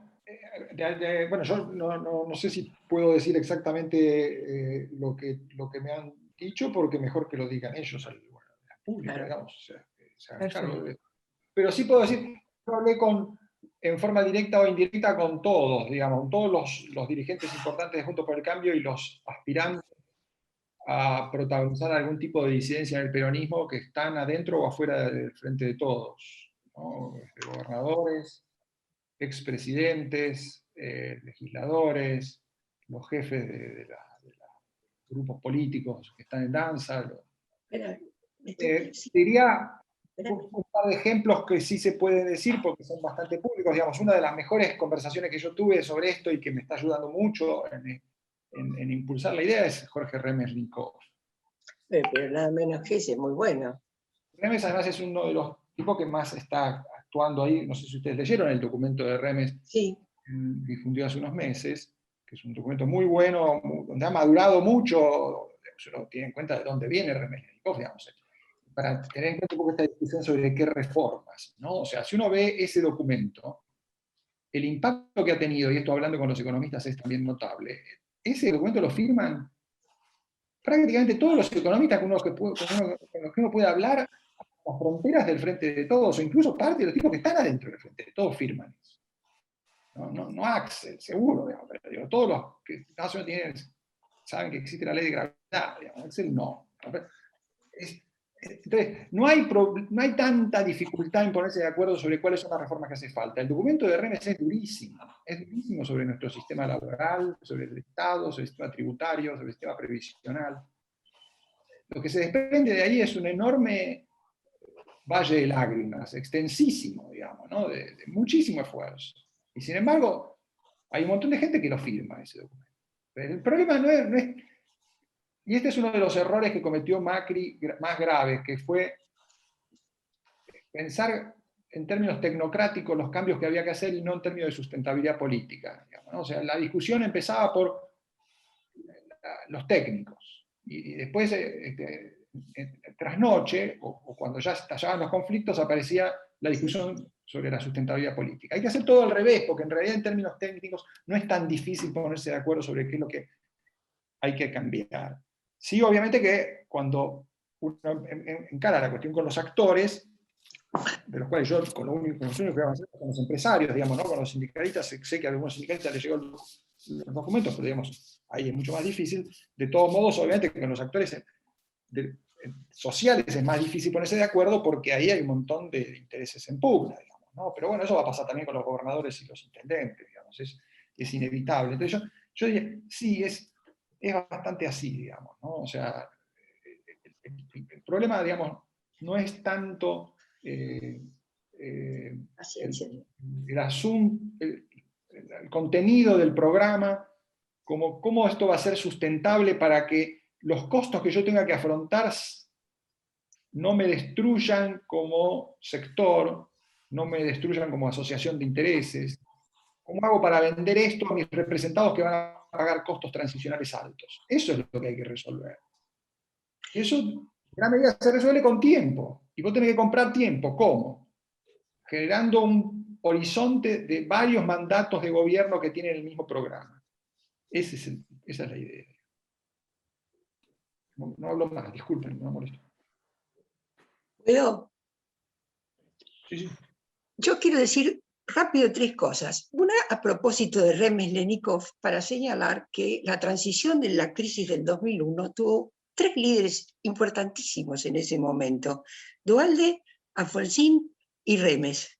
Hoy no veo en el horizonte, salvo que por suerte sigue Remes ahí, la posibilidad de un trípode que se enfrente al abismo hacia el cual nos encaminamos. Eso es para reflexionar acerca de quiénes son los liderazgos.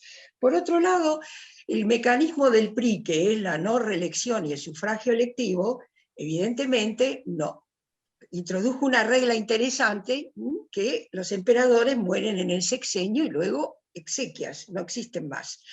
Pero también es cierto que a medida que se acerca el sexenio, se desbarajusta absolutamente todo, porque hay exactamente la sensación de que es el fin. De modo que toda cláusula tiene sus ventajas y sus desventajas, aparte del hecho de que autolimitar a un periodo es difícil en una Argentina donde la regla es elecciones sine die. Y el último comentario, que realmente no entiendo. Si tu afirmación, Marcos, es que Cristina Kirchner aprendió, ¿qué podemos decir que aprendió? Porque en realidad primero llegó a suceder a su marido en una regla interesante de matrimonio presidencial, bajo la consigna de la sintonía fina: vamos a respetar las instituciones y a representar bien a la Argentina en el mundo. Muy bien, luego llegó porque era una vida inconsolable a la cual la Argentina le dio la piedad de llevarla al poder. Y en la tercera llegó con un as en la manga, que es con la trampa de traer a alguien que la conduzca al poder con los votos que le faltaban y simplemente sea un amanuense de su libreto.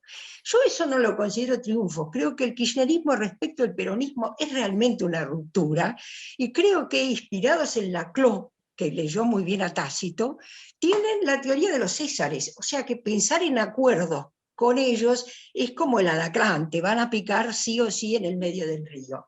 Entonces, frente a esta organización cámpora, la viuda de Mao, yo digo, o el peronismo disidente encuentra un camino más allá de que sus votos dependan de dávidas, y se da cuenta de que este país se hunde como una fábrica atroz de pobreza, y busca su propia reforma, un partido de centro que recoja algo de lo que fue, porque, ojo, Perón estaba adaptado a la hora de sus tiempos, y esta señora vive a contramano del mundo, de la globalización y de las ideas, está encerrada en otro mundo que terminó. Entonces, hay que esperar que no sea solo un Remeslenikov, que haya una efervescencia ahí adentro, que de algún modo la muestra Pichetto, y que salga algo de ahí, pero no creo que porque con la regla de esperar la presidencia en una sucesión ordenada, sin reelección, tenga incentivos para reformarse. Listo, si no hablo mucho.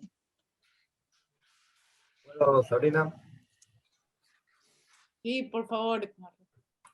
No, los comentarios anteriores me llevaron a pensar en algo que es como un antecedente de la propuesta de Marcos, ¿no? Que es el diagnóstico de qué le pasó a Cambiemos, ¿no? Como que uno ahora escucha cosas del estilo hicieron malas cosas, o fueron muy gradualistas, o no tuvieron dimensión política, bueno, diferentes interpretaciones de por qué las cosas no anduvieron bien.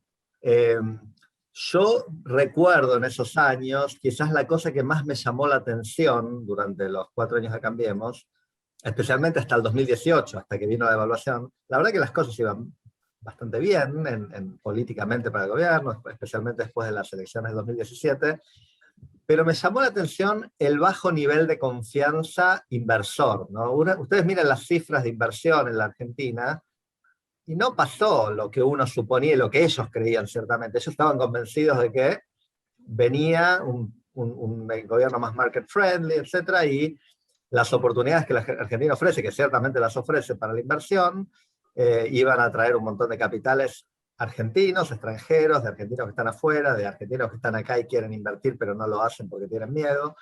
y la verdad es que no pasó, pero notablemente no pasó, y hay que entender por qué. Yo tengo alguna idea, pero me parece que es un problema bien complejo.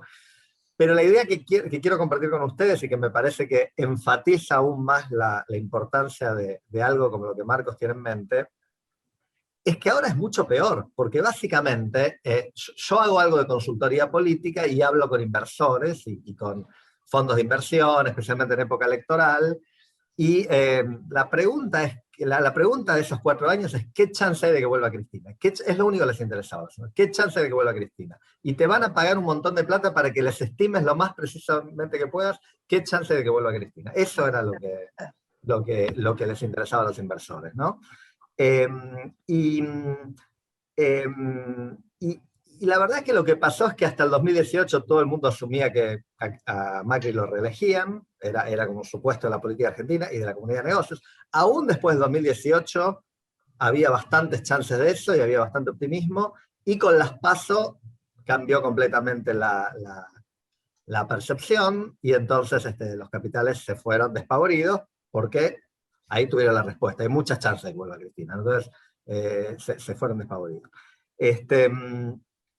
Ahora, los inversores aprendieron, dijeron, bueno, este es un país que en el mejor de los casos puede ser gobernado por gente razonable y que acepta un paradigma democrático capitalista, pero gobierna con poco poder y por 4 años, y después vienen los otros que van a agotar todas las cajas y rentas y cosas que puedan hacer a costa de cualquier cosa. Te van a cambiar las reglas del blanqueo, te van a poner un impuesto a la riqueza extraordinaria, te van a aumentar las retenciones que te venían bajando, y van a llevar eso al extremo. Entonces, a mí me parece que ahora, si volviera a ganar la posición, el problema va a ser peor, porque estos capitales ya se quemaron, digamos. Dijeron, bueno, los poquitos que vinieron, los que invirtieron en energías renovables, por ejemplo, ahora dicen, no, y en ese país no se puede, ¿no? Entonces, hay un problema gravísimo que ya se planteó en el pasado, con muchos países, por ejemplo Brasil. Hay gente que dice que Brasil empezó a funcionar el día que el PT empezó a gobernar y se moderó, y los capitalistas vieron que se podía estar en Brasil con el PSDB, pero también con el PT, ¿está bien? Y me parece que eso en la Argentina tiene muy pocas perspectivas de ocurrir, excepto que algo ocurra del estilo de lo que propone Marcos, o que el peronismo se autorreforme, o que el cristinismo pierda internamente y se desmorone, cosa que veo poco probable. Y perdón que me estoy extendiendo mucho, pero voy a decir una cosa que a mí me parece bien importante, ¿no? Si Cristina aprendió o no aprendió, yo creo que los kirchneristas tienen clarísimo lo que ellos son y quieren. Ellos saben que sus políticas son insostenibles, saben que no tienen un plan de desarrollo, saben que el país estaba más primarizado y más dependiente de la soja cuando ellos se fueron que cuando ellos llegaron, ¿está bien?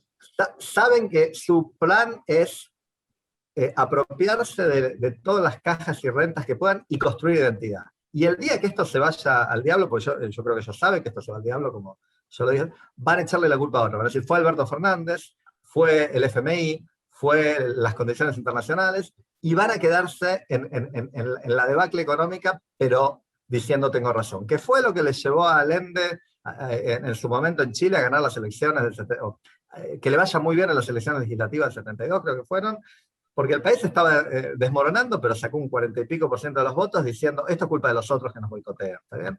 Y creo que esa es la apuesta, o sea, es un grupo político predatorio que tiene claro que no tiene plan, que su plan es la apropiación del poder y de las rentas y el saqueo. No lo estoy diciendo de barricada, realmente lo creo así.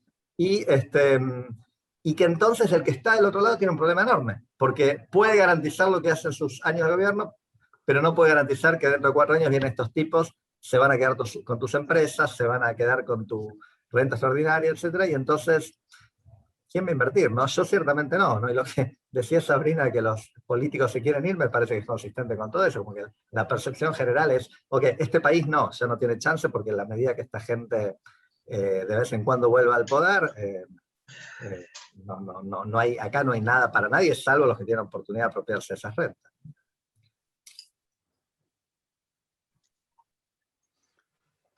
Marcos, si tenés ganas de hacer un cierre, Marcos, tal vez el desafío primero, último, de todo, es vencer el escepticismo y realmente empezar a trabajar lo que decía Marcos. Yo los escucho y me doy cuenta cuando se dice, no, solo el peronismo puede gobernar, y es exactamente al revés. Con el peronismo de oposición es muy difícil gobernar.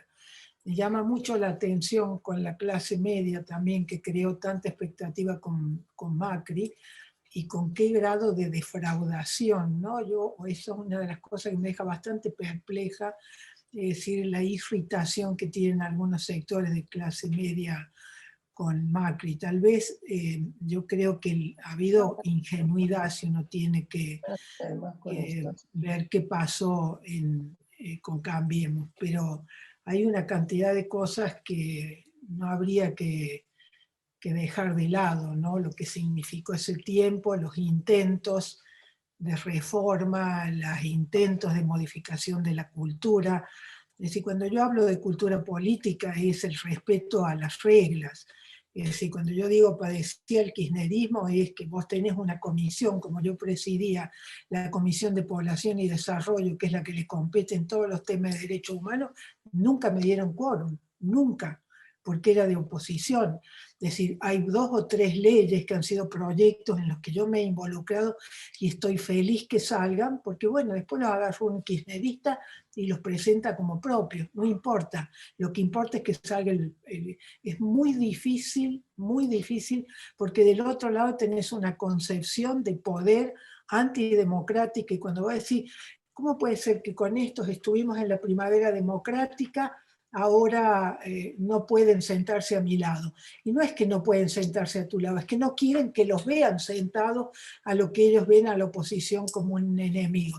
Cuando hablo de cultura política hablo de eso, de que es muy difícil pensar en el camino del diálogo, como leía hoy lo de Emilio Monzó, cuando el idioma compartido no es el mismo. Vos de un lado tenés una concepción democrática, liberal, que cree en el capitalismo, la globalización, etcétera, está en el debate contemporáneo, y del otro lado es un sector que habla otro idioma y que yo creo que atraviesa todo el peronismo, ¿no? Por eso te agradezco, Marcos, de veras que nos saques, por lo menos a mí, que estoy tan ensimismada. Bueno, yo también me sorprendo a mí mismo porque yo también soy muy escéptico y pesimista, digamos, ¿no? O sea, yo, digamos, si tuviera que decir, digamos, yo no apostaría un peso porque esto funcione.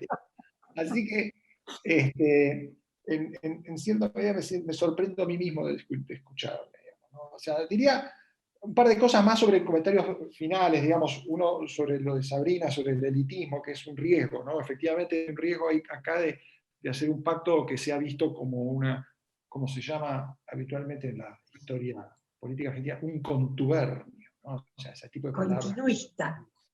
Qué palabra fea. Claro, hay que combatir mucho esa idea del pacto oscuro, digamos, ¿no? Y todas estas cosas tienen que ser muy transparentes, muy públicas, digamos, ¿no? Y la sociedad argentina es una sociedad ambigua respecto de los acuerdos. Quiere acuerdos, pero no quiere querellas, le gusta siempre una pelea. ¿Por qué no hundir del todo al otro, digamos, ¿no? O sea, aprovechemos esta para hundirlos del todo, para que desaparezcan del mapa, y vos lo que querés es rescatarlos. Eso es comentario típico que surge no solamente del fondo del ánimo querellante argentino, sino de buena parte de los dirigentes, que vean lo que piensan, digamos, ¿no? O sea, que muerdan el polvo, ¿no? Bueno. De todos modos, yo creo que tal como está planteada la regla, se puede evitar eso, porque no hay tanta limitación a la competencia, ¿no? O sea, en realidad las listas van a seguir compitiendo. Lo único que vos vas a hacer es, vas a establecer un cargo para el cual no hay competencia. Para lo cual, claro, tenés que crear mecanismos electorales que no tenés. Por ejemplo, una posibilidad es, esto es una de las cosas que estamos discutiendo, es colectoras para la elección presidencial. Gran problema, digamos, ¿no? Eso es un mamarracho en términos institucionales, pero bueno, tal vez es la fórmula más sencilla para resolver esto, ¿no? Que sea posible que haya colectoras legislativas para la elección presidencial. Bueno, eso es pero creo que se pueden encontrar mecanismos donde vos vas a tener además competencia a través de las PASO. Carlos habló de las PASO. Las PASO podrían mejorarse para que la competencia sea real. Entonces, en un montón de distritos vos tal vez lo que puedes hacer son listas comunes a través de las PASO, de resolver los problemas de distribución de espacio entre los distintos miembros de la coalición a través de una competencia que esté regulada, porque para algunos cargos no vas a competir. Entonces haces acuerdos compensatorios entre distritos, donde, bueno, si alguien sacrifica sus candidatos a gobernadores expectables, con chances, en una provincia puede compensar con ventajas para competir en otras. Digamos. Bueno, ese tipo de cosas también son complejas, pero se pueden encontrar mecanismos donde, por decir así, el elitismo no limite demasiado la competencia y limite al mínimo la transparencia. Eso es muy importante porque efectivamente la sociedad argentina si no va a desconfiar y además va a ser denunciado por todos los que están afuera del pacto, decir ustedes son un acuerdo de elites, digamos, ¿no? Después el tema que trajo creo que también Sabrina sobre el tema del PRI, que también lo tomó Liliana. Esto no es el PRI, digamos, ¿no? Esto no es el PRI porque acá es una decisión controlada. No es que vos dejás en la incertidumbre hasta el último momento quién va a ser el sucesor y después hay dedazo. No, o sea, es lo opuesto. Vos generás una previsión que puede ser bastante firme respecto de no solamente quién es el espacio político que va a gobernar, sino quiénes son los tipos entre los cuales se va a elegir. Entonces tal vez son 2 o 3. Vos decís, a 2 o 3 gobernadores peronistas, ustedes son los que sellan este pacto. Firmamos en el 2023 y saben que uno de ustedes va a gobernar en el 2027. Lo resolvemos en las PASO. Listo. Cerrás el ingreso. Son uno de esos 3 y nada más. Y le cerrás el ingreso a todos los demás. Con lo cual, si quieren entrar, van a entrar como subordinados y a cambio de muchos esfuerzos en la cooperación. Entonces eso te da un enorme poder para administrar los ingresos y para administrar la distribución de costos en la gestión de reformas también. Y eso puede ser abiertamente así, digamos, ¿no? Así que yo por ese lado no me preocuparía demasiado. Sí, bueno, está el problema de los actores del entorno, el entorno de actores que acompaña todo esto, que son los grupos de interés, y ahí sí es mucho más problemático. De los empresarios con los que yo hablé con los dirigentes de las 10, 12 más grandes entidades de representación, todos están muy contentos. ¿Por qué están muy contentos? Porque hoy sus empresas valen chirolas. Y van a seguir valiendo chirolas por lo que dijo Carlos, porque no hay perspectiva de que esto mejore. No hay alza de cotizaciones en puerta porque este año pierde el gobierno. No, las cotizaciones van a seguir en el piso. El riesgo país va a seguir en el techo. Nadie cree que esto tenga salida. Entonces se han vuelto todos jefes de pymes.